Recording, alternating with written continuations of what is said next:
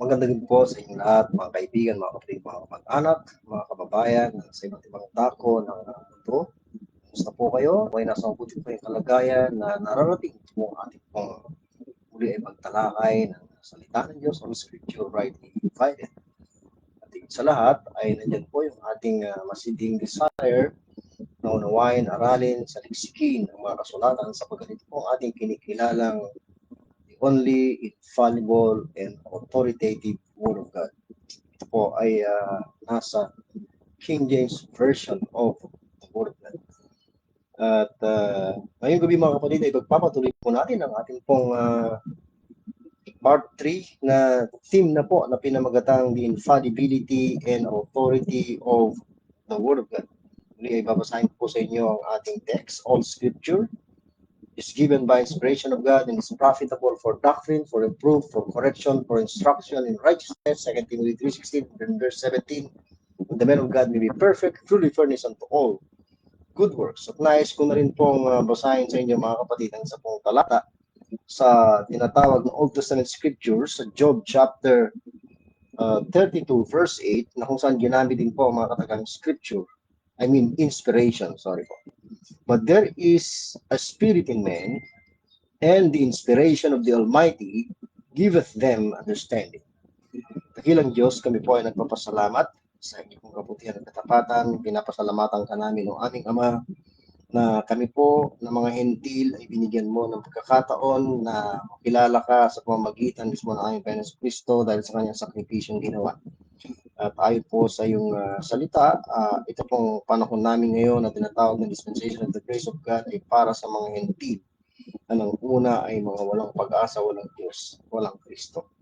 Subalit ngayon kami ay naging kabahagi ng iyong church, ng iyong iglesia, ang katawan ni Kristo, isang bagong nilalang kung saan ay ginagamit mong instrumento at ngayon ay meron po kaming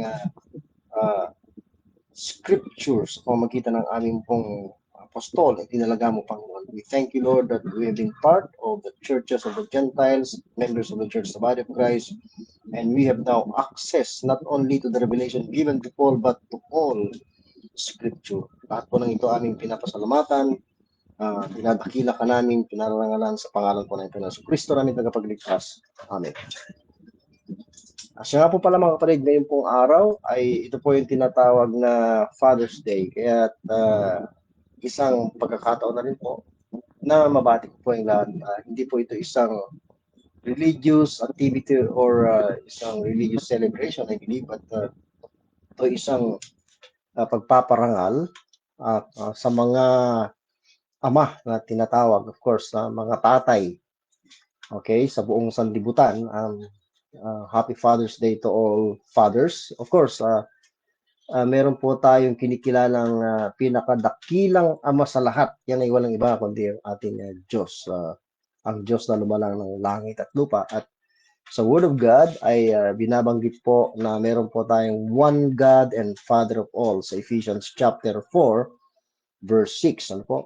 One God and Father of all who is above all, through all, and in you all, sabi nga po ni Paul.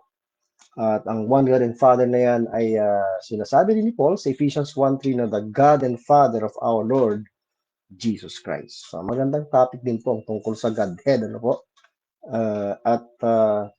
Check ko na marami po ang hindi sasang-ayon dahil meron pong mga theological backgrounds ang karamihan sa tinatawag ng mga Kristiyano. Ano po, meron po tayong mga school of thoughts na kung saan ay doon po natin ibinatay ang ating mga paniniwala tungkol sa Diyos. Meron po mga tinatawag na oneness, Trinitarian, monotheist, polytheist, kung ano-ano pa na ginamit po ng theology. Pero we have the pure Word of God at hindi natin kailangang palitan ang mga exact words and expressions na ginamit dito. Kung ang pag-uusapan ay ang doctrine of God. So balik po tayo sa ating topic mga kapatid. Mahalaga po na sa bawat aral na ating pong pinag-aaralan sinasaliksik mga kapatid ay meron po tayong kinikilalang infallible Word of God, kinikilalang authority. Sapagkat kung wala po mga kapatid, magtatagisan lamang tayo ng mga talino at magdedepende lamang po tayo sa mga sinasabi ng mga tinatawag na Bible scholars, Hebrew or Greek scholars. At ako'y naniniwala na hindi po dapat sila ang ating kikilalaning authority, kundi kung ano ang nakasulat, kung ano ang kinikilala nating Word of God ngayon. At muli mga kapatid ay konting review sa atin pong ginawang pagtalakay last Sunday. Actually part 3 na po tayo sa ating pong theme na ito. At nung nakaraan ay binigyan din po natin ang issue ng revelation, pagpapahayag, ano po, from the word reveal. Yan.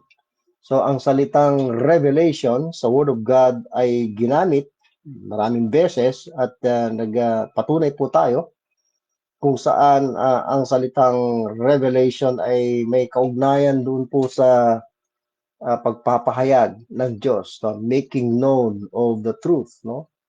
Pagpapaalam, pagpapakilala ng Diyos ng isang katotohanan o isang sikreto, isang mensahe, at yan ay ipinahayag niya mismo sa kanyang mga ginamit na mga tao.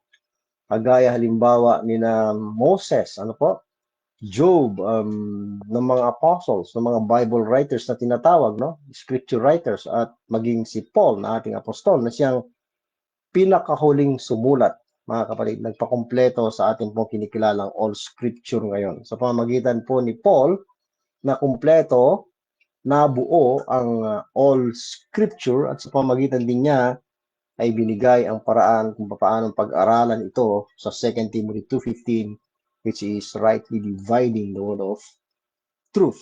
Ayan po mga kapatid. So ang revelation, kung inyo pong mamarapati, bibigyan din ko uli, ay may kaugnayan doon po sa mismong mga salita. Okay, Diyos nagsalita, galing sa bunganga niya, yung mga salita, may boses, may salita na nabuo, at mismong narinig po nung kanyang pinagpahayagan. Yun po ang revelation. Revelation has to do with God communicating, kino-communicate po niya yung message, okay, doon sa tao na kanyang pagpapahayagan o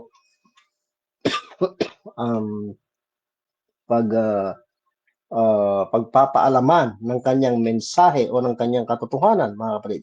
Okay? At o kaya naman ay purpose sa tao, sa sangkatauhan. Ayan. So, yun po ang revelation. Ulitin ko, it has to do with God communicating the message or the truth unto men. Okay, ulitin ko, sa pamamagitan ng kanyang tinig at mga salita. Okay, so clear po yan sa Word of God. Dapat tunayan po natin yan, mga kapatid. Ngayon ay dadako naman po tayo, mga kapatid, sa ikalawang mahalagang salita na may malaking kaugnayan sa pagkakabuo ng ating kinikilalang authority ngayon. Ang salitang yan ay walang iba kundi ang salitang inspiration. Okay, so dalawang passages na ating binasa, dalawang verses, ginamit po yan sa 2 Timothy 3:16. Unang gamit ay sa Job chapter 32 verse 8. So dalawang beses lamang po ginamit ang mga salitang inspiration sa Word of God, pero hindi ibig sabihin niya na wala po siyang value o kahalagahan.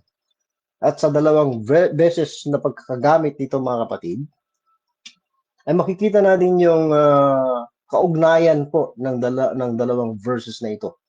At pagbibigay linaw kung ano ang ibig sabihin ng salitang inspiration, na karamihan, kinalulungkot pong sabihin, ay hindi po ayon sa pagkakaunawa ng maraming mga Kristiyano. Okay. So balikan po natin, mga kapatid, ang Job chapter 32 verse 8. Ito po yung pinakaunang aklat. By the way, kung maalala mo ninyo, nabanggit po natin na si Job ang unang-unang sumulat. Hindi po si Moses, hindi po ang Book of Genesis ang unang-unang aklat na naisulat, kundi ang Job, Book of Job, no? At ang pinakalas naman ay ang 2 Timothy. Okay. Now, sabi po dito, but there is a spirit in men. So, yung salitang spirit po dito ay small letter. So, espiritu po ng tao ang tinutukoy. Remember, meron po tayong spirit, soul, and body. 1 Thessalonians 5:23. So, there is a spirit in men, and the inspiration of the Almighty giveth them understanding. Napakahalaga po, mga kapatid, yung pagkakagamit ng salitang inspiration po dito sa verse na ito. Sa ating pong espiritu. So, nandito po mismo yung espiritu sapagkat yung pong inspiration ay may malaking kaugnayan sa espiritu. At dito rin po sa verse na ito, yung last word ay understanding. So, ano po ba ang function ng ating espiritu? So, dito po sa ating espiritu o sa ating isip, nandyan po yung tinatawag na understanding.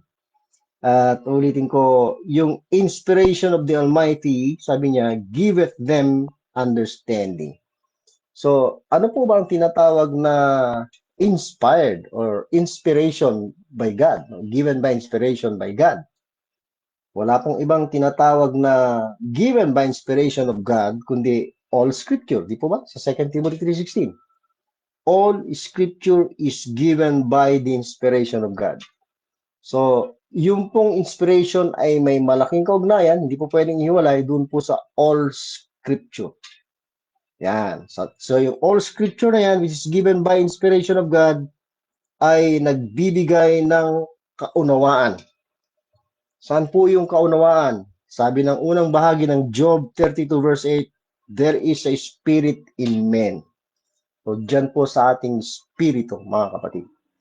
So, dyan po magpe-penetrate o kikilos, tatagos, okay? Dyan po makikita yung kapangyarihan ng Diyos, yung kapangyarihan ng salita ng Diyos, dyan po kikilos, iiral, magbibigay ng understanding sa ating mga espiritu. Now, remember, sa Hebrews 4:12, sabi po ng writer ng Hebrews, but the word of God is quick and powerful. Ito pong salita ng Diyos ay buhay, quick and powerful, alive. At siya po ay tumatagos, piercing, even to the dividing asunder, doon sa paghihiwalay ng soul and spirit, mga spiritual part ng tao yan, immaterial part. Pero dahil ang Word of God ay spirito rin, sabi ng John 6:63, sabi ng Panginoon yung mga salita niya is they are spirit and they are life, tumatagos yan doon sa paghihiwalayan ng soul and spirit at magbibigay ng understanding sa atin pong mismong mga espiritu. Yan. Kaya nga sabi ni Paul, I serve God with my spirit. Dahil dyan sa spirit, umiiral ang given by inspiration of God na scripture, all scripture. Diba? Sabi ni Paul, maalala po ninyo, I sing with the spirit. Kung umaawit po tayo, ay dapat kasama yung espiritu. Umiiral yung word of God. So, yun po yung pag-awit, pagsamba sa Panginoon. Ano po? I will sing with the spirit, I will pray with the spirit, or I will pray with understanding. 1 Corinthians 14:15. So, dito po pumapasok ang kahalagahan na meron tayong kinikilalang all scripture na given by inspiration of God. So, ulitin ko, ang inspiration has to do with all scripture na kung saan nagbibigay ng understanding at yung understanding ay umiiral sa spirit of men. So, sana nakita po natin yung kahalagahan po ng salitang inspiration. So, let's move on sa ating pong pinag-uusapan ngayon. Ang salitang inspiration, ayon po sa isang dictionary, is the act of inspiring or breathing in.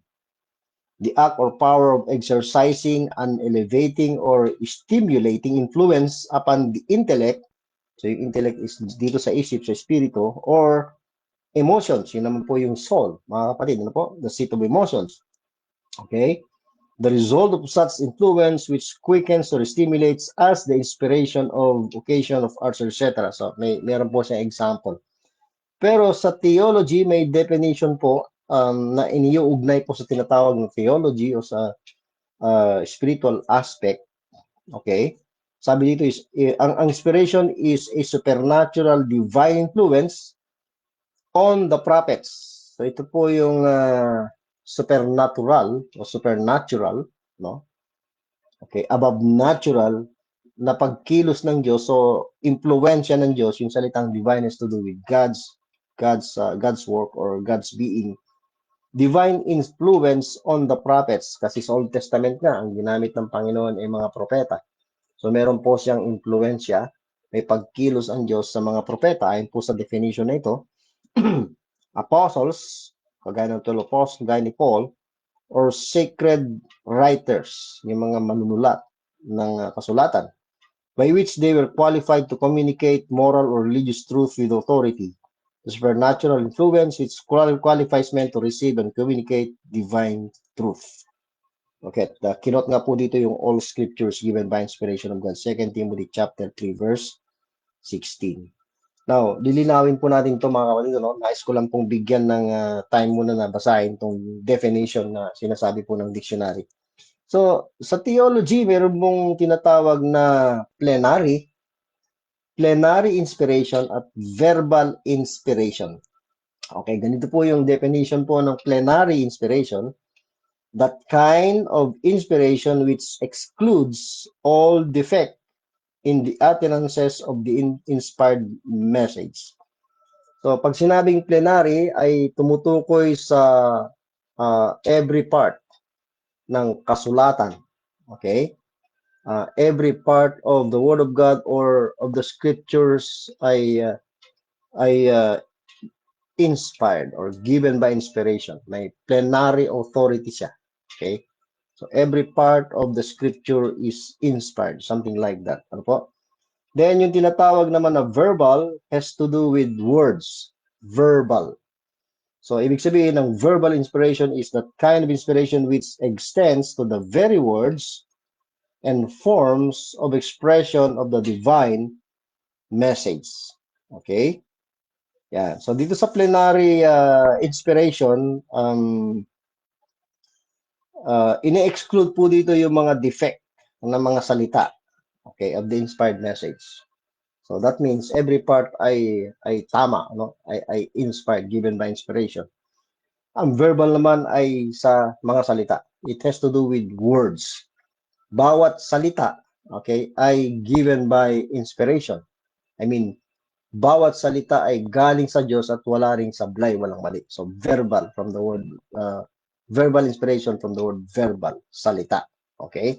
So, yan po yung dalawang ginagamit sa theology, plenary and verbal inspiration. Minsan ay pinagdudugtong. Ang scripture daw ay tinatawag na verbally and plenary inspired by God. So, may verbal plenary inspiration na tinatawag sa scriptures or ang scriptures, mga kapatid. Okay. Now, take note na dito po sa ating binasa sa 2 Timothy 3:16, pansinin po natin mabuti mga kapatid. Sorry po. Ano po ba ang tinatawag? Kanino po ba tumutukoy o ano po ba ang tinutukoy na inspired? Kasi sabi niya, all scripture is given by inspiration of God. May mga paniniwala na yun daw pong mga sumulat, mga propeta, mga apostles, sila daw po ang inspired by God. May mga paniniwala din po na pati yung mga nag-translate, halimbawa, itong hawak po natin ngayon na kasulatan ay King James Version, yun daw po mga translators, anyway, pag-uusapan din po natin yan, pag dumako na po tayo sa issue ng preservation, ay inspired din daw po yung mga tao. Halimbawa, yung mga Hebrew and Greek scholars, yung mga Doctor of Divinities, no? Mga at least 50 translators ng KJV ay inspired daw po sila. Well, I beg to disagree, mga kapatid. Po, ay kinalulungkot kong sabihin. I disagree doon sa paniniwalang ang mga translators po ang inspired. Okay? Ang sinasabi po ng verse is, all scripture is given by inspiration of God. So, this verse says, clearly says na ang given by inspiration ay ang all scripture. Hindi po yung mga tao. Ayan. So, ang Diyos kumilos doon sa mga tao, prophets, halimbawa, at apostles, nakipag-usap, revelation, pero nung isinulat na po nila kung ano yung inireveal sa kanila, may narinig na boses at may salita, no? Nung isinulat na nila, yun po ang tinutukoy na inspired, yung kasulatan. Okay. Given by inspiration of God. Ang Diyos po ang nagbigay ng sabi niya, inspiration. Given by inspiration of God. So, makatitiyak po tayo, no, na yung pong nakasulat ay perfect, tama, dahil given by inspiration of God, yung all scripture. Kung tao po ang inspired, magkakamali yan. Pero dahil ang scripture ang inspired, ang Diyos po ang sinasabi, ang tinutukoy na scripture, all scripture is given by inspiration of God, hindi po yan sasablay, mga kapatid. Makaaasa po tayo at tiyak po na meron po tayong mapananaligan, mapagkakatiwala ang salita ng Diyos dahil ang given by inspiration of God, ulitin ko, is all scripture. Kung maalala po ninyo sa John 10:35, ang word of God po doon ay dinefine din na scripture. Pag sinabing scripture, word of God yan. Pag sinabing word of God, scripture. Ayan mga kapatid. At wala pong word of God na imperfect or hindi dalisay, hindi puro, mga kapatid. Well, meron tayong separate na pagtalakay dyan tungkol sa katangian ng Diyos pagkatapos nitong serye na ito, mga kapatid. No? Tuloy-tuloy po yan, mga kapatid. Okay. So, I hope I am communicating dito po sa ating pong pinag-uusapan ngayon, mga kapatid. Tiyagaan lang po sa ating pag-aaral. Now, dumako po tayo sa mga salita. Mga salita, kaya naman ay salita o kaya mga salita, singular and plural, at expressions na rin. Okay, mga expressions, grupo ng mga salita or phrase. Na kung saan ay ginamit dito sa ating kinikilalang scripture sa kasulatan upang maintindihan natin kung papaanong nagkaroon ng tinatawag na scripture at kung ano ba yung kinikilala nating infallible and authoritative scripture or word of God, mga kapatid. Okay, magsimula po tayo sa katagang writing. Okay? Writing o kaya ay writings. Yan. Mismong nasa word of God po yan. Halimbawa, of course, marami po ito but we will only read some. Exodus chapter 32 verse 16. And the tables were the work of God. Ito po yung 2 tables of stones. Okay? Sa panahon ni Moses na pinagsulatan ng kautusan, particularly ng 10 Commandments. And the tables were the work of God. Notice, work of God, trabaho po ng Diyos yung tables na yon. And the writing, yung mismong writing na nakasulat doon sa tables of stone. Sabi dito, and the writing was the writings of God. So kapag writings of God yan, authoritative yan, infallible po yan. Walang error yan at may authority po yan. Okay? Graven upon the tables of stone, nakaukit doon or graven doon. Deuteronomy 10:4, and he wrote on the tables, according to the first writing, the 10 commandments which the Lord spake unto you in the mouth of the midst of the fire in the day of the assembly, and the Lord gave them unto me. Notice dito, mga kapatid, na doon po sa unang pinagsulatan ng 10 commandments o ng law of God, ay binasag po ni Moses yon, nasira, it was broken. Pero inutusan siya ng Diyos na isulat muli. Okay, hindi po i-rewrite kasi iba po yung idea ng rewrite eh. Magkakaroon ka ng revision, may papalitan ka. Ang take note dito na notice here na ang Panginoon ay isinulat niyang muli, had written again, hindi rewrite had written again, walang revision. Isinulat niyang muli, mga kapatid. Okay? Yung parehong mga salita, the same original words or writings dun sa unang bato na binasag ni Moses. Okay? So, ibig sabihin niyan na hindi po yung original writings, yung original na pinagsulatan ang ipinreserve. Anyway, dadako naman po tayo sa idea ng preservation. Hindi po yun. Hindi po yun yung mahalaga. It doesn't matter kung nasira po yung unang pinagsulatan. Ang mahalaga ay kung ano yung content o yung nilalaman na nakasulat dun sa naunang mga tables of stone. So nakita po natin. So ang given by inspiration ay yung writings. Yung nakasulat.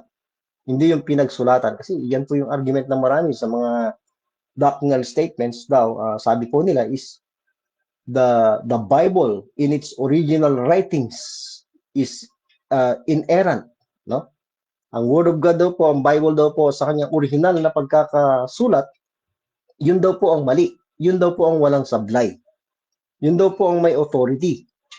The question, nasaan na po yung original? Mismong ang Panginoon nga, hinayaan niyang masira yung original, yung pinagsulatan, at pinalitan na lang po. Pero the same words nandoon.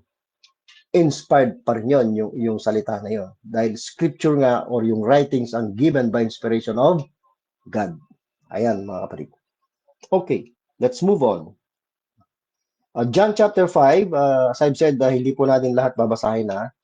Sa panahon na po ng ating Panginoong Kristo, sabi niya, for had ye believed Moses sa kanyang mga kritiko, sa kanyang bansa, no? Dahil maraming religious leaders ang hindi naniniwala sa ating Panginoong Kristo. Pero mapapansin ninyo ng Panginoong Kristo, ang kanyang authority ay mismong bumabalik sa kasulatan. Yun yung kanyang binibigyang diin. Dahil pinagdududahan siya ng karamihan sa Israel na siya nga ang katuparan ng mga prophecies tungkol sa darating na Messiah, hari, anak ng Diyos. Okay? Sabi niya, ulitin ko, John 5:46-47, for had ye believed Moses, ye would have believed me. Kung naniniwala kay Moses. So, anong tinutukoy niya dito? Yung mga kasulatan, yung sinulat ni Moses. Ano po? For if you believe me, you would have believed me, for he, notice, wrote of me. So si Moses sumulat tungkol sa Panginoong Kristo. Madami po yan. Wala po tayong time para basahin natin yan. Sa unang, sa Genesis, sa unang aklat ni Moses, sa Genesis, ang daming prophecies tungkol sa Panginoong Kristo. Okay? Sa Genesis 3, nandun na kaagad, alluded na ang Panginoong Kristo. Genesis 3:15. Ano po? Then, marami po yan. Halos sa lahat. Ano po? Sa buong book of Genesis, no? Napakaraming ebidensya tungkol sa Panginoong Kristo. Sa Genesis 49, kung maalala nyo, meron tayong ginawang pagtalakay tungkol sa last days. Last days na. Pumunta na kaagad sa dulo. At doon ay binibigyang diin yung coming of our Lord Jesus Christ. Yung mga katagang, until Shiloh come, ang Panginoong Kristo yan. So tama yung sinasabi ng Panginoon dito na Moses wrote of me, verse 47 ng John 5, but if ye believe not, kung hindi niyo pinaniniwalaan ang kanyang writings, yung salitang writings, nakasulat, yun po yung given by inspiration of God. Ano po? How shall ye believe my words? Yan ang problema ng mga Hudyo noon. So yung salitang written, so maliban sa salitang writing or writings, dumako naman po tayo sa salitang written. Okay? Exodus 24 verse 12, and the Lord said unto Moses, come up to me and into the mount, and be there, and I will give thee tables of stone. So the same thing dun sa unang mga binasa natin kanina. And a law, sabi niya, and commandments, then notice, which I have written. So ang Diyos po mismo ang sumulat, at dun nga sa talatang ating binasa is written with the finger of God. Okay? Siya mismo ang sumulat. Hindi lang mga tao na ang ginamit ng Diyos na sumulat ng kasulatan, kundi siya mismo sumulat din. Okay? Yan ang sinasabi po dito sa verse na ito. I have written that thou mayest teach them. Exodus 31 verse 18, and he gave unto Moses, when he had made an end of communing with him upon Mount Sinai, 2 tables of testimony, tables of stone, then notice, written with the finger of God. So mismo ang Diyos ang sumulat. At meron pong reference yan, hindi ako nagkakamali, sa Luke na written by the Spirit of God. Yung finger of God is Spirit of God. Deuteronomy chapter 28 verse 58, if thou wilt not observe to do, you notice, all the words of this law that are written in the book. So dito, yung words of this law na narinig ni Moses, may words yun, may boses na narinig, na isulat. Written in this book, nasa book na, kaya may tinatawag na Book of Moses or Law of Moses, mga kapatid. Law of God or Law of Moses or Book of Moses, naging aklat. Gaya ng sa atin ngayon, meron tayong aklat. Itong all scripture natin is in a book, no? 66 books, yet one book. That thou mayest fear this glorious and fearful name, the Lord thy God. Deuteronomy 30 verse 10, thou shalt hearken unto the words of the Lord thy God to keep his commandment or commandments and his statutes which are, notice, written in this book of the law. So nakasulat talaga. Kung ano yung mga iniutos, sinalita ng Diyos, isinulat. because it has to do with scripture, no? Yung writing is to do with scripture. Written in this book of the law. Thou turn unto the Lord thy God with all thy heart and with all thy soul. Joshua chapter 1 verse 8, this book of the law. Meron ng hawak-hawak si Joshua noon. Namatay po si Moses, ang successor ay si Joshua. Nandiyan po yung 5 books of 5 books. Yung Genesis to Deuteronomy. This book of the law shall not depart out of thy mouth, but thou shalt meditate therein day and night, that thou mayest observe to do according, notice, to all that is written. All that is written. Doon sa book of the law na yun, yung law of Moses. For then thou shalt make thy way prosperous, and then shalt thou have good success. So maliban sa salitang writings written, yung mga katagang it is written, okay, maraming beses din po yan ginamit sa mga kasulatan. Okay? So let's read Joshua 8:31 doon sa mga katagang it is written. Okay? Joshua 8:31, as Moses, the servant of the Lord, commanded the children of Israel, as it is, notice, written. It is written. So napakahalaga, napaka-authoritative na mga katagang it is written, nasusulat. Okay? In the book of the law, an altar of whole stones over which no man had lift up any iron, and they offered therein or thereon burnt offerings unto the Lord and sacrificed peace offerings. 1 Kings chapter 2, sa panahon po ni King Solomon, yung pong successor ni King David, anak ni King David, mga kapatid po.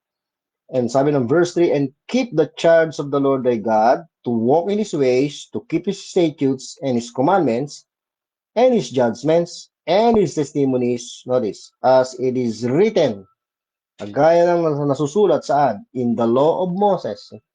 Kikilala rin talaga ni King Solomon yan, the word of God. Written in the law of Moses, scripture. Okay? Ikilalanin niya yan para maging successful siya sa pagiging hari. Okay? Then sabi niya that thou mayest prosper upang ikaw ay sumagana in all that thou doest and whithersoever thou turnest thyself. Nakalulungkot nga lang mga kapatid, nung una maganda, sinunod po ni Solomon, kinikilala niya yung authority ng kung anong nakasulat.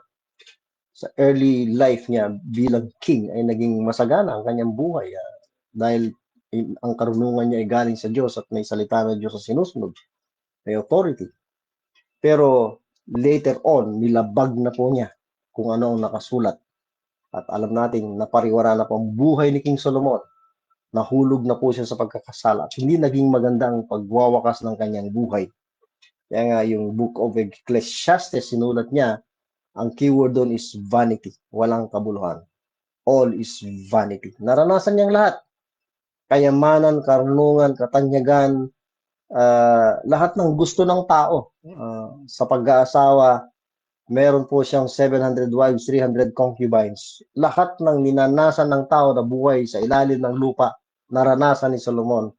Yet, sa katapusan, sabi niya, walang kabuluhan ang lahat ng bagay. Dahil namuhay siya ng salungat sa kung anong nakasulat sa kanyang panahon. Ayan mga kapatid. Okay, Daniel 9:13, as it is written in the law of Moses. So nakikita natin kung ano yung unang pinahayag kay Moses, mga kapatid, ay sinunod yan. Kinilalang authority, nakasulat. Scripture po yan. Sa panahon ng mga hari, and then sa panahon ni Daniel, mga kapatid, na kung saan ay taken captive into Babylon. Okay, kinikilala pa rin niya ang nakasulat, naklat. As it is written in the law of Moses, all this evil is come upon us sa bansang Israel dahil sa law of Moses, nandun po yung mga provisions ng blessings and cursings. Nakasulat po yan. At nasa panahon po sila na nakararanas sila ng mga sumpa nung sila ay dalhin sa Babylonia bilang mga bihag. Okay? Ayan, yung southern tribe po yan, tribe of Benjamin and Judah. Okay, yan po yung sinasabi po ni Daniel dito. May reference po siya sa what is as it is written in the law of Moses, mga kapatid. Okay? Then Matthew chapter 4. Dito sa Matthew 4 at Luke 4, nandito naka-record yung temptation na nangyari. Yung pagtukso ng diablo sa ating Panginoong Kristo. At dito makikita natin na ang labanan ay kung anong nakasulat. Scripture versus Scripture. What is written versus what is written. Ang paggagamit siyempre ng Panginoon ay tama. Okay, pero gumamit din ng diablo, makikita natin dito, kung ano ang nakasulat pero sa maling paraan. Makikita natin dito yung kahalagahan ng rightly dividing. Okay, yung tamang timing kung kailan dapat ia-apply ang isang verse. Mahalaga yan, mga kapatid. Yung period of time kung saan dapat ia-apply. Yun yung nakalulungkot, no? Marami pong hindi sumusunod o naniniwala sa right division na tinatawag. Hindi raw po kailangan magbigay ng distinction dahil yan daw po ay pagpapahayag ng favoritism o kaya naman ay ang Diyos daw ay racist, something like that, no? Kinalulungkot kong sabihin. But just believe what is written, mga kapatid. Hindi natin kailangang mag-isip ng mga ganong mga kaisipan kung naiintindihan at pinaniniwalaan natin kung ano ang nakasulat. So, tignan po natin, mga kapatid, sa Matthew chapter 4. Verse 4, But he answered and said, ang Panginoon sumagot kay Satan, dahil sabi niya, kung ikaw anak ng Diyos, di gawin mong tinapay ang mga batong ito. Okay?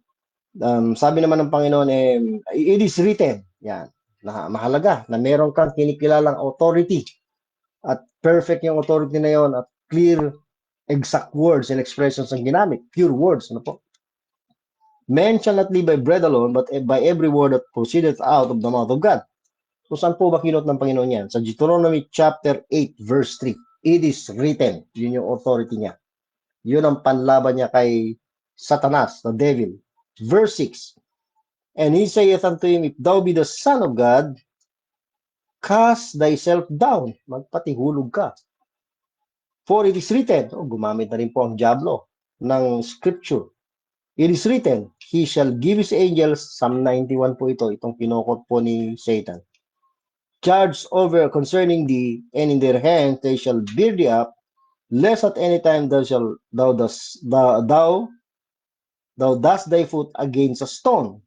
So nagkukot po ang diablo. Pero mga kapatid, hindi po tama yung pagkakagamit ng verse sa Psalm. Okay? Kaya ang Panginoon dito ay sumagot din. Okay? And tuloy po natin. Let's now go to verse 7. Jesus said unto him, It is written. Gumamit din po ang Panginoon ng nakasulat. It is written, again, thou shalt not tempt the Lord thy God. So, tama. Yan ay pagtukso sa Panginoon mong Diyos. Okay? So, ini-apply ng Panginoon sa Kristo yan sa kanyang sarili. Then, gumamit po siya ng nakasulat din. Huwag mong tuksoin ang Panginoon mong Diyos. Ayan. So, hindi po lahat ng gumagamit ng kasulatan ay tama at gumagamit ng scripture ng tama. So, patalastas lang po sandali. Hindi po dahil kinikilalang tao ng Diyos o may hawak pong tinatawag na Biblia ay lingkod na ng Diyos. So, ganyan po magaling ang diablo. Nagmamaskara po siya ng katuwiran. Nagpapakitang mabuti, pero actually, marumi ang kalooban o bulok, madilim ang pag-iisip at nagpapagamit sa diablo. Gaya mismo ni Satan, ang motibo ay sirain ng Panginoong Kristo, sirain yung credibility, ihulog sa pagkakasala ang Panginoong Kristo upang sa ganun, pag nagkasala, hindi na po siya makakwalify na tagapagligtas. Muli ay mahahadlangan yung purpose ng Diyos para sa bansang Israel, para sa sangkalupaan, patungkol sa Panginoong Kristo. Tuloy mo natin. Verse 7, Jesus said unto him, It is written, thou shalt not tempt the Lord thy God. Verse 8, again, the devil, di pa rin sumuko ang diablo. Talagang makulit. Okay? The devil taken him up into an exceeding high mountain. Dinala naman siya sa mataas na bundok. Kanina ay sa templo. And sheweth him all the kingdoms of the world. So, pinakita sa kanya ang lahat ng kaharian ng sanlibutan at yung kaluwalhatian. So, grabing kayamanan yan. Grabing authority. No? Kaluwalhatian ang matatamo ng Panginoong Kristo. At ini-offer ng diablo yan sa kanya. Gaya ng ngayon ay pinakaasam-asam ng maraming mga tao, mga politiko sa mundong ito na iniaalok ng diablo, mga kapatid. Inalok niya yan sa Panginoong Kristo. Pero anong sagot ng Panginoong Kristo? Bago natin basahin yung sagot niya, sabi ng diablo, and saith unto him all these things. Will I give thee? Ibibigay ko sa iyo ang lahat ng ito. Yung pinakita niya dito na kingdoms of this world at yung glory. Okay? Pero may condition. If thou wilt fall down and worship me. Pag manikluhod ka at sambahin mo ako. Ganun yun. Yun po ang kondisyon ng Diablo. Well, anong sagot ng Panginoon? Then saith Jesus unto him, Get thee hence, Satan. Bakit? For it is written. Gumamit na naman siya kung ano ang nakasulat. No? The authority of the word of God. Thou shalt worship the Lord thy God, and him only shalt thou serve. Gusto ni Satanas na magpasamba. Hindi siya karapat-dapat ng pagsamba. Ang dapat na sinasamba niya, ang tunay na Diyos lang. Yun, mga kapatid. Ang Diyos na mga kasulatan. It is written, sabi niya. Of course, hindi po kumikilala si Satanas sa tunay na Diyos dahil ang kanyang aim maging kagaya ng Diyos. At ito pong offer na ito sa Panginoong Kristo. Ano po? Kaya sinasabi ko mahalaga yung right division, dispensational study dahil yung offer na yan ay i-offer din po niya kay Antichrist, sa false Christ na darating, mga kapatid. At yan po, i-grab po ni Antichrist. Kaya kung pag-aaralan natin ng Word of God sa tinatawag na 70th week, no, ay sasamantalahin ni Satan yung ni Antichrist, the Satan's man, yung son of perdition, the man of sin. Yan ang sinasabi ni Paul 2 Thessalonians chapter 2. Ito pong offer na ito. So si Antichrist at that time ay magiging hari from the north, no? King of the north siya. At magkakaroon po siya ng kaharian. May mga hari din na mapapailalim sa kanya. At he would be very powerful. Kung natatandaan po ninyo yung ating pagtalakay, empowered by the devil dahil sumamba siya o sasamba siya kay Diablo, kagaya ng sinasabi niya dito sa Panginoong Kristo. Well, itong kaharian ng sanlibutan, itong glory na yan, okay, ay talaga namang para sa Panginoong Kristo. Pero ang gusto ni Satan, labagin na niya yung timing ng paghahari ng Panginoon. At that time ay ibibigay na sa kanya. But that is not God's perfect time, the right time. May time na ang Diyos kung kailan ang Panginoong Kristo ay maghahari dito sa sangkalupaan at lahat ng bagay ay ipapailalim sa kanyang paanan. Yan ay sa tinatawag nating millennial kingdom o sa 1,000 taon na paghahari niya dito sa lupa na mahalagang aral sa mga kasulatan. So napakahalaga mga kapatid ang rightly dividing. Yung pag-observe ng mga verses o yung pag-apply ng verses sa tamang panahon. Yan ang gusto ng Diablo, huwag mo nang i-observe yun basta nasa Word of God. Hindi na mahalaga kung anong time mo ipapatupad. Ngayon na ipatupad. Ganyan po nangyayari, kinalulong sabihin sa maraming Kristiyano. Marami silang kine-claim ng mga verses kahit na yung mga promises or verses na yun ay clearly na naka-address sa Israel, teaching under the law, ina-apply po nila ngayon. I can cite a lot of verses, kinalulungkot ko pong sabihin, mga anak ng Diyos, members ng Body of Christ, bakit ayaw po natin paniwalaan kung anong nakasulat na specifically naka-address sa atin? Bakit magkiklaim po tayo, kaibigan, kapatid, kamag-anak, ng mga verses, promises ng Diyos sa time past with the nation of Israel under the law? Samantalang we are not living under the law but living under grace. Si Paul po ang ating apostol, maliwanag po yan. We are not under the law but under grace. Kay Paul binigay ang dispensation of the grace of God, may apostle of the Gentiles, minister of the Gentiles, minister ng body of Christ na ibinigay, very clear yan. Bakit hindi po tayo makinig sa kanya? Kasi siya rin ang nagsasabi na all scripture is given by inspiration of God and is profitable for doctrine. May profit sa pagdudoktrina o pagtuturo. All scripture. Pero kailangan i-right to divide. Kailangan alam natin kung kailan dapat inia-apply yung doktrina at yung application ng doktrina na yon. Yan ba ay sa time past, now, o sa to come? Dahil pagka hindi po tayo nag-observe ng ganyan, hindi po natin pinaniwalaan yan, mabibiktima po tayo ng kaaway, mga kapatid. Yan po nakalulungkot na nangyayari sa maraming mga believers ngayon. Marami rin po mga preachers and teachers na tinatawag na nagtuturo gumagamit ng Word of God, nagmamatigas. Itong nakasulat without respecting o hindi na po ino-observe yung sinasabi ni Paul na rightly dividing the word of truth. Marami pong bumabati ko sa atin. mali daw yung paggamit natin ng rightly dividing. But kayo po magpo-prove, mga kapatid, no? Mga matatapat na nag-aaral ng salita ng Diyos. Kung mali po ito. At i-correct niyo po ako, mga kapatid, dahil hindi po ako ang authority. May authority po tayong kinikilala ang Word of God. Okay, let's move on sa ating pong topic. Mark chapter 1 verse 2, as it is written, yan yung salitang, it is written in the prophets, behold, I send my messenger before thy face. So, si John the Baptist, nag-quote, may quotation tungkol sa kanya. It is written in the prophets, gaya ng sinulat ni Mark. Okay, behold, I send my messenger. Yan ay tumutukoy kay John the Baptist. Before the face of our Lord Jesus Christ, which shall prepare the way of the Lord. Siya yung nag-prepare ng way of the Lord, ang Panginoon Kristo, nung siya ay narito sa kanyang pagiging tao. Si John the Baptist yan, mga kapatid. So, hindi ko na po tatalakayin yung importanteng expression dito. Kapag tayo nag-compare na ng mga verses, ng mga translations, which I call corrupt translations at KJV, i-expose na natin yung mga kamalian nila. Hindi totoo na pare-pareho sinasabi ng lahat ng nagkalat ng mga tinatawag na Holy Bibles ngayon. At isa yan sa mga corrupted verses, itong as it is written in the prophets. Behold, I send my messenger before thy face. Sa ibang translation kasi, as it is written in Isaiah the prophet. Hindi po written in the prophets. Na bago po, mga kapatid. Okay? Hindi po sinabi po ni Isaiah na, behold, I send my messenger. Wala po yan kay Isaiah. Nasa Malakay po yan. Luke chapter 2 verse 23, as it is written in the law of the Lord, every male that openeth the womb shall be called holy to the Lord. Ito ay patungkol sa ating Panginoon Kristo. Nung siya po ay dinala na po sa templo, dinedicate na po siya doon. Ayon din po yan sa kung ano nakasulat sa law of the Lord, sa law of Moses. Okay? Ayan. Na ang sinasabi, every male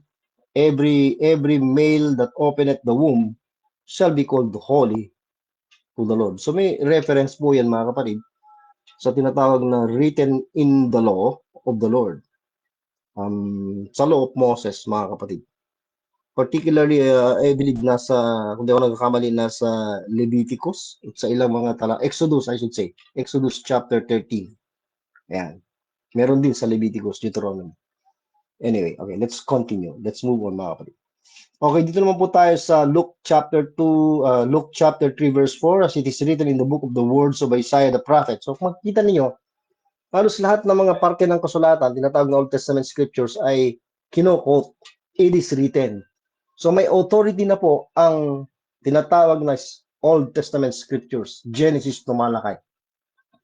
Dito sa tinatawag na New Testament, it is written dahil nandun na, referring to what was already written in the Old Testament scriptures, mga kapatid, na kinikilalang authority, infallible and may authority, perfect word of God. Let's move on, mga kapatid. John chapter 6 verse 45, it is written in the prophets, and they shall be all taught of God, every man therefore that hath heard and hath learned of the Father cometh unto me, sabi ng Panginoon sa Kristo, referring to the authority of the prophets, what was written in the prophets. Acts 1:20, for it is written in the book of Psalms. So, book of Psalms naman ang binanggit. Kanina ay mga prophets, no? May particular na mga tinutukoy, no? Si Malakay, makikita natin kahit si David dito, kinokot, no? Yung mga katangang it is written, may kaugnayan lahat sa mga kung anong nakasulat na sa mga aklat sa lumang tipan na tinatawag. Ito ay patungkol kay Judas, as it is written in the book of Psalms, let his habitation be desolate, and let no man dwell therein, and his bishopric let another take. Romans 1:17, for therein, sabi ni Paul, is the righteousness of God revealed from faith to faith, as it is written, the just shall live by faith. So yung mga katagang, the just shall live by faith, ay nakasulat po yan sa Habakkuk, mga kapatid. Okay, referring to what is written already. Then Romans 3:4, God forbid, yea, let God be true, but every man a liar, as it is written, again, kung ano ang nakasulat in the past, that thou mightest be justified in thy sayings, and mightest overcome when thou art judged. Ano po bang tinutukoy po dito ni Paul na as it is written? Saan po ba yan nakasulat, mga kapatid? Nakasulat po yan sa Psalm 51, verse 4. Okay? That thou mightest be justified in thy sayings, and mightest overcome when thou art judged. So, Paul is referring back to what is already written in the scriptures, in the Old Testament scriptures. Ayan, mga kapatid. So, may authority yun. Kinukot po niya to drive his point sa kanyang itinuturo, mga kapatid. Okay. So, take note lang na ito pong expressions na it is written ay ginamit po ito ng 31 times, 31 beses na ginamit ni Paul sa mga kasulatan. So, si Paul kasi, hindi naman po niya sinasabing walang kaugnayan sa atin ng scriptures. Pag nagturo siya ng pagpapatibay, pagpapatatag ng ating pananampalataya, ginagamit pa rin niya yung scriptures. Kasi nga, all scriptures, siya mismo nagsabi, given by inspiration, yung authority ng all scripture, and profitable yan for doctrine, for reproof, for correction, for instruction in righteousness. Verse 17, that the man of God may be perfect, upang ang tao ng Diyos ay maging perfecto or kumpleto. Ano ang magpapamature, okay, sa isang believer, sa isang man of God, ang all scripture rightly dividing, truly furnished unto all good works. So, hindi natin sinasabi na dahil kay Paul tayo, Paul yung kinikilala ng apostol at yung mga sulat niya directly ang naka-address sa atin, ay hindi na po natin kikilalanin ang authority ng all scripture. Kinikilala po natin yan dahil si mismong yung apostol natin ang nagsasalita. Pero, wag po natin kaliligtaang i-rightly divide po yan. Dahil hindi po siya magiging profitable kung halo-halo ang gagawin po natin. All scripture is given by inspiration of God and is profitable for doctrine. Ang mga kasulatan sa lumang tipan is for our learning, Romans 15:4, but not for our obedience. A lot of them sa scripture in the past ay matututo po tayo. Meron po tayong edification din na makukuha. Pero kung sasabihin mong i-obey mo, susundin mo, magkakaroon ka ng malaking problema. Halimbawa sa issue ng tithing, pinagta-tithes, 10%. Ang mga Israelita sa Malakay 3 ginagamit ng marami. Bring you all the tithes into the storehouse. No? At yung storehouse na yun, siyempre sa templo may storehouse. At yung tithes na yun para sa mga Levita ayon po sa Hebrew 7. Pero kanino po iniutos yun? At sa anong panahon? Under the law? In time past? Kasama yan sa law of Moses or sa tinuro ni Moses na batas sa Israel? At yung tithes na yun ay para sa mga Levites. Under the law, tayo po ba ay mga Hudyo? May mga Levites po ba ngayon? May mga pari po ba ngayon sa body of Christ? At meron po bang 12 tribo ang body of Christ? Yun po yung mga tanong. Hindi po tama na i-apply mo yun. Dahil sinabi ni Paul na all scripture is profitable. Yes, profitable for doctrine. Kumpara mo kung ano yung tinuturo in the past under the law, so kung ano yung tinuturo ngayon under grace, sa pamamagitan ni Paul, nating apostol. Yun ang magiging profit kapag inilagay mo sa lugar.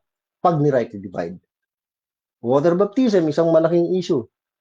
In time pass, kahit sa Old Testament, tinuruan na po sila ng diverse washings. Wala pong word na baptism sa Old Testament scriptures dahil hindi po siya from the word Hebrew.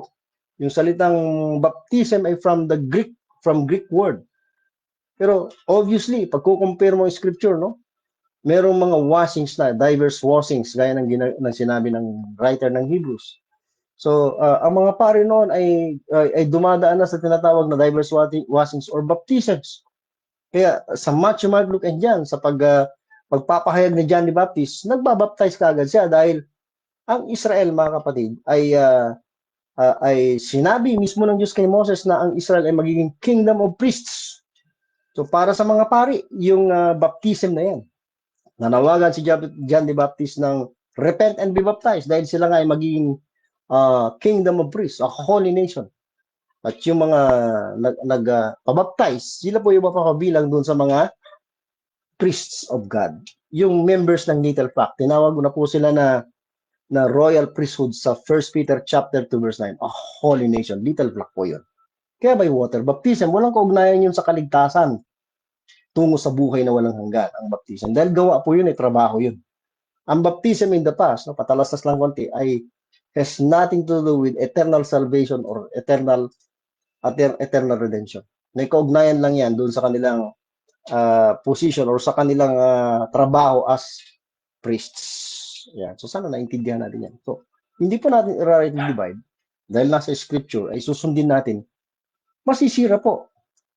Masisira po ang buhay natin. Makakasira ng buhay yan.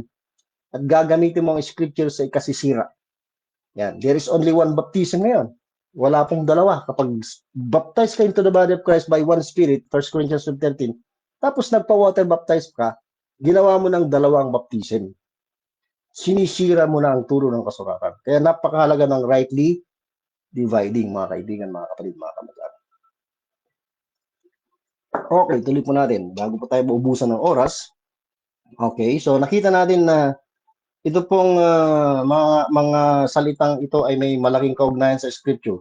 So maliban sa salitang writing, written, it is written, scripture pa. Wala na po tayong time. I will just quote some verses. Ito pong scripture ay ginamit sa Daniel 10:21.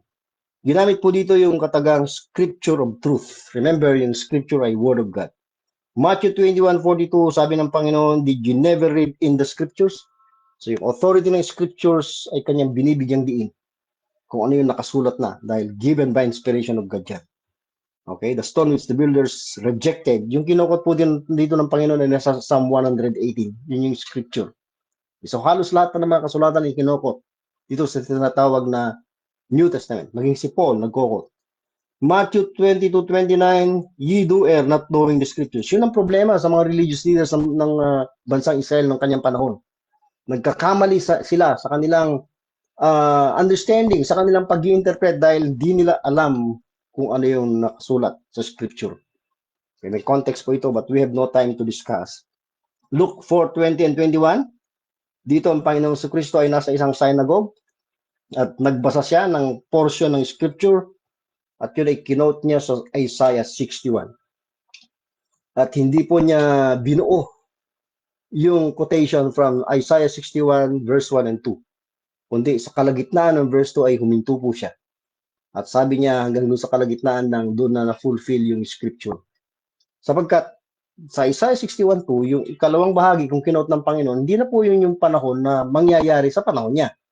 Future po yun. Ang nangyari po doon ay yung acceptable year of the Lord.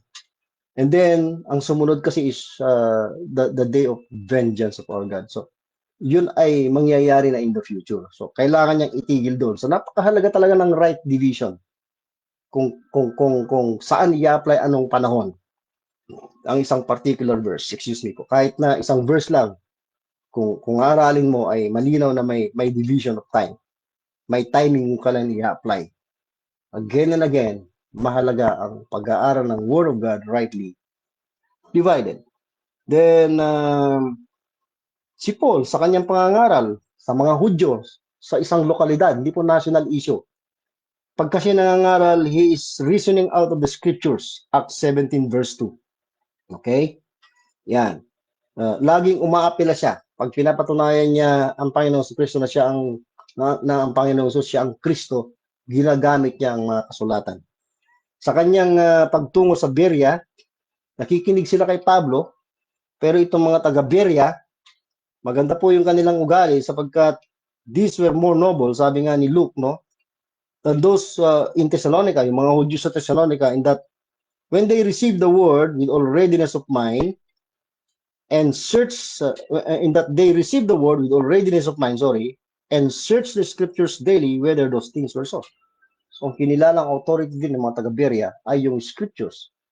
Nandiyan si Paul, nagpipreach, pero to prove, okay, o kaya naman ay para mapatunayan na tama ang sinasabi niya, okay, ay nagsaliksik sila ng mga kasulatan. Confirmation lang yung sinasabi ni Paul. Confirmation ng kung ano nakasulat sa mga kasulatan. Authority pa rin ang mga kasulatan. So, ganun po sana tayo mga kapatid. Okay? Wala na po tayong time. Sa Romans chapter 1 verse 2, again, may pag-quote si Paul sa mga kasulatan. Ang ginamit niya ay the Holy Scriptures which he had promised by his prophets in the Holy Scriptures, Romans 1:2. 2 Timothy 3:16, 15 and 16, ginamit po dyan yung Holy Scriptures. Yung authority ng Holy Scriptures, again, ay kinikilala ni Paul. Diyan nga sa ating text, all Scripture is given by inspiration of God, profitable for doctrine and so forth. So mga kapatid, gusto ko lang ipaalala na ang salitang Scripture ay ulitin ko, tumutukoy sa Word of God. Ang Word of God ay Scripture. Yan po ang sinasabi ng John 35. So ano ang punto ng inspiration, mga kapatid? So inspiration, kung ang revelation ay may kaugnayan kung ano yung kinommunicate ng Diyos sa tao, may boses na narinig, may salita na narinig. Ang inspiration naman ay may kaugnayan doon po sa kung ano yung isinulat ng mga salita. Kung ano yung nasusulat, kung ano yung nakasulat. Kung ano ngayon yung nababasa natin, yung nakasulat sa pages ng scriptures natin, doon po pumapasok ang kahalagahan o diyan po pumapasok yung issue ng tinatawag na inspiration. So, sana nakita po natin yung punto, mga kapatid. So yan po ang punto ng inspiration. It has to do with what is written. Okay? It has to do with the writing of what God has revealed unto men. Yan po ang issue ng inspiration. At hanggang dito lang po muna yung ating pagtalakay. After revelation and inspiration ay susunod na po yung preservation. At ikaw kaibigan, kapatid, kamag-anak, hindi po nakatitiyak na yung kaligtasan, nasusulat, no? I'm now using the authority, the infallible word of God to persuade you, kaibigan, kapatid, kamag-anak. Marami pong nakasulat sa word of God na ang tagapagligtas, the only Savior is our Lord Jesus Christ. At dahil sa kanyang ginawa sa krus 2,000 years ago, He came here to this earth, 1 Timothy, to this world, no? 1 Timothy 1:15, to save sinners, tayo po yun. Nasusulat din sa 1 Timothy chapter 2, verse 5 and 6 na siya po yung mediator between God and men. Hindi po tayo tatanggapin ng Diyos dahil makasalanan po tayo. But Christ came to this world. He became man, isang Diyos na naging tao para mamagitan. At ginawa niya ang pagiging tagapamagitan when He gave Himself. 1 Timothy 2:6. He gave Himself, binigay niya ang kanyang sarili. Binuwis niya ang kanyang buhay, namatay siya, dumanak ang kanyang dugo doon sa bundok ng Kalbaryo, sa krus ng Kalbaryo, para sa iyo at para sa akin, dahil sa ating mga kasalanan. Siya ay nilibing to prove that He really died, para hindi pagdudahan na talagang may namatay. But He rose again from the dead. Yan po ang ating tagapagligtas. Hindi po ang religion, hindi po ang samahan, hindi po ang malaking organization na itinatag ng tao, hindi po ang dami ng relihiyon, tagasunod ang batayan. Ang batayan ay kung ano nakasulat. Kung hindi ka pa tsak sa iyong kaligtasan, at tsak na walang duda ang kaligtasan mo kapag sumampalataya ka sa nasusulat, sumampalataya ka sa Panginoong Kristo, na siya lang ang tagapagligtas. Dakilang Diyos ang tagapagligtas. Hindi ka mabibigo, hindi ka mapapahiya. Ikaw naman ay ligtas na, magpatuloy ka, kaibigan, kapatid, kamag-anak, sa pag-aaral ng salita ng Diyos, mamumuhay batay dito, ipagtanggol mo, ipaglaban mo ang katotohanan. Hindi po paramihan, kahit nakukunti, kahit nag-iisa ka na lang sa iyong lugar. Saan ka man naroon, tindigan mo ang katotohanan sa pamuhay ito, pakilala sa iyong buhay, sa pamamagitan din ng mga kasulatan, higit sa lahat, na may Kristong nagliligtas. May Jesus na namatay sa krus, at may katotohanan dapat pagbatayan, may aral na dapat tayong susundin, titindigan, yung dispensation of the grace of God. Maraming salamat po sa inyong matigang pakikinig, at bago po tayo magwakas, tayo po yung manalangin. Dakilang Amakang po ay nagpapasalamat na meron ka pong kasulatan which is given by inspiration of you. Ito po ang aming kinikilalang authority. Salamat na ipinaunawa mo sa amin kung paano po nabuo o nabubuo mismo ang iyong salita. At salamat na ito po ay nilinaw mo rin sa iyong mga kasulatan. Kami maintindihan po namin to, pang ma-appreciate at kilalanin pa ng higit sa aming buhay ang infallibility and authority of the scriptures. Ito pong lahat aming dinadalangin at pinapasalamatan sa pangalan po ng Panginoong Kristo namin tagapagligtas. Amen. Maraming salamat po sa inyong lahat. Magandang gabi, magandang araw, magandang umaga. Grace and peace to us all in Christ.